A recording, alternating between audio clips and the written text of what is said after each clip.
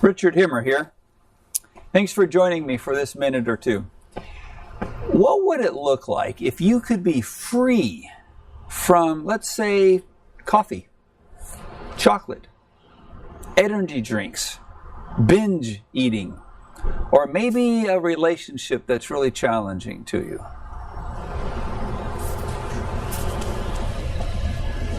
Not only what would it look like, but how would it feel if that were indeed true for you? And then maybe one more question. What are you willing to do to get there?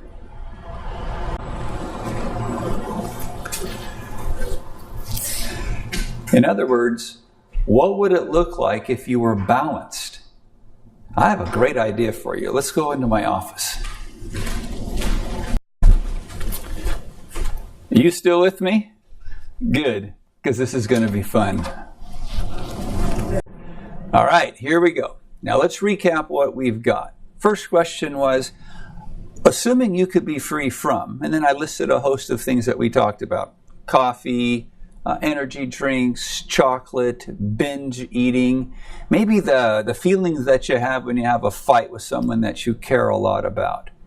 What if you could be free from that? What would it look like? And how would you feel?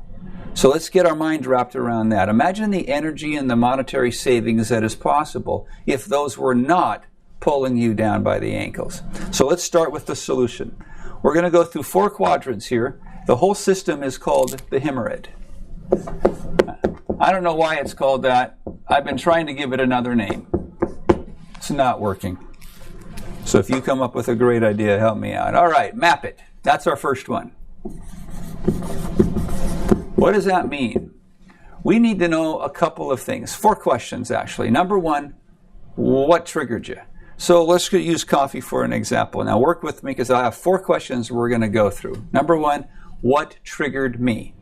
Well, if I'm getting up in the morning and I'm feeling low on energy, I didn't sleep very well that night, I'm automatically thinking I've got to go get some coffee. It's just automatically built into the system. What you're triggered by is something going on. So it's important you know what triggered you. Number 2, where do you feel it? Where in your body, not your head, where in your body do you feel it? Very important to know that. As a side note, as we're going through this, if you really want to do this, just stop the tape. Just stop it while we're doing it and then pick it up once you get the answers. Number 3, what do I fear? So it's all fear-based. So let's go to coffee real quick. You may say, I don't know what triggered me. Nothing's triggered me. I just have to have my coffee. Okay, where do I feel the pain? I can't tell you. I don't feel any pain. Good. Now we know you're stuck in your head. What do you fear? Let's go over a few ideas. I fear I won't have the energy during the day to sustain myself. I fear I won't be able to get the work done because I'm going to be so tired. I fear those are the things we're going. Now let's go to the next question. What are you making up that isn't true? What's the story? I don't have enough energy to get through the day without coffee. I don't have enough energy. I don't have enough strength. I don't have enough whatever. You're telling yourself a story because that's all you know. We got to address that. That's a reality check. And if you can be authentic with yourself, then we've started the process of a solution. Next, name it. Name it simply means, what is the behavior you're engaged in right now? So in other words, picture yourself moving up 100 feet in the air, looking down on top of yourself from above while you're going through this process of getting triggered, feeling the pain, trying to figure out what's going on inside of yourself.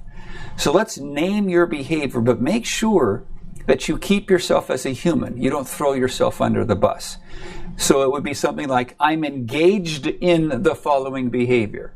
So to be fair to all of the things that we talked about, let's say you're in a codependent relationship. What your behavior is, maybe you're acting like a victim. Okay, it doesn't mean you are the victim. You're acting like a victim. So we're going to name your behavior. And after you've been able to name it, which is, man, that's reality. If you can really see from a third-party perspective what you're doing, this is going to be very powerful moving forward. Then you're going to name the other behavior. And here we're going to introduce a construct called empathy. When you look at other people's behavior and you can give it a name, if you can name it, you can tame it, according to Dr. Siegel.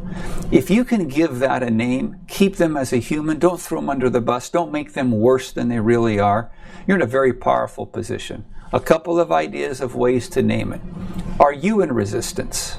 Are they in resistance? Are they acting like they're in resistance? Are they in a scarcity mode? Are you in a scarcity mode? Are you acting like a victim, a persecutor? Another favorite one. Are you trying to get other people to agree with your point of view? Agreement seeking. Just be very clear on what's happening in the space so it makes sense to you. All right. Now we're moving into the next one. We're going to question it.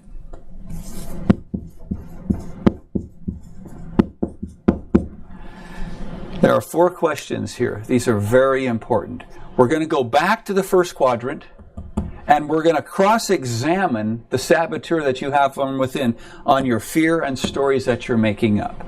The questions start with what if, or maybe assuming that. So let's go off the coffee one. What if I can go the entire day without having to drink coffee? There's our first question. What if I didn't fear not having energy? What if I actually had the energy to get through the course of the day? So ask yourself questions that you can visualize in your mind's eye. So let's start with that. What if I had the energy to get through the day? What would that look like? So we start with what if. What would it look like? So if you can, do it in your mind right now. Get in your mind's eye. 3. How would I feel?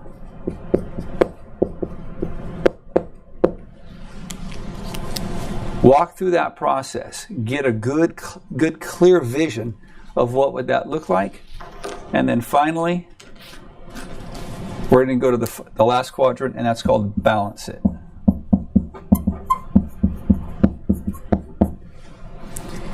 Balance it is mindfulness. It's going through the process. We'll teach that in another video. Mindfulness is the ability to get yourself in a calmed position. You're going to balance your systems, your sympathetic, your parasympathetic. And then you go through each quadrant.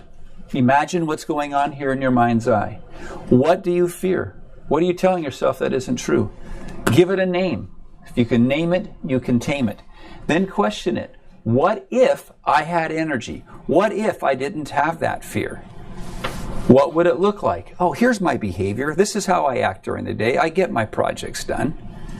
And how would I feel? Pretty good. Safe. Strengthened. Emboldened. Empowered. And then the last one, balance it. Using mindfulness.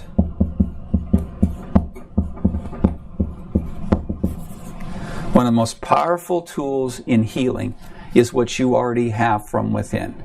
This is the gist of the Himrat system. It's a process that you can do over and over again. It doesn't cost anything.